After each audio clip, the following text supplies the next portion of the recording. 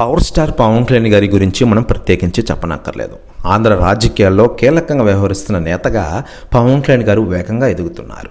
ముఖ్యంగా జనసేన పార్టీని ఈరోజు ఆంధ్రప్రదేశ్ రాష్ట్రంలో రెండో అతిపెద్ద పార్టీగా నిలపడంలో స్వయం కృషి చేశారు. మరోవైపు తెలుగు ఇండస్ట్రీలో తన అభిమానుల కోసం సినిమాలో నటిస్తున్నారు.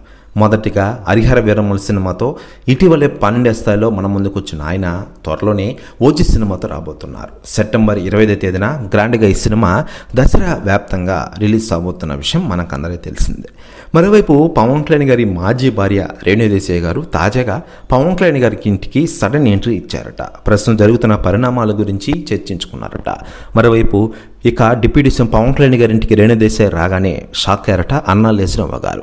ప్రస్తుతం ఈ న్యూస్ కూడా తెగ వైరల్ అవుతోంది టోటల్ తెలుగు ఇండస్ట్రీలో. మరోవైపు దీనిపై అధికార ప్రకటన రావాల్సి ఉంది. మరోవైపు పవన్ కళ్యాణ్ గారు ఏడాది ఓజీ సినిమాతో మన ముందుకు రాబోతుండగా వచ్చేడాది ఉస్తాద్ భగత్ సింగ్ సినిమాతో రాబోతున్నారు.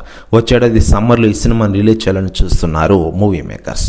దీనిపై అధికార ప్రకటన త్వరలోనే రానుంది. డైరెక్టర్ హరీష్ శంకర్ ఇప్పటికే పవన్ కళ్యాణ్ గారితో అదిరిపే షీట్లు కూడా తీసుకున్నట్లు తెలుస్తోంది. దీంతో ఒక్కసారిగా పవన్ కళ్యాణ్ గారు నటించబోతున్న సినిమాల గురించి హైప్ రోజు రోజుకి పెరిగిపోతుండడంతో పవన్ కళ్యాణ్ గారి అభిమానులు ఫుల్ ఖుషీగా ఉంటున్న విషయం తెలిసిందే.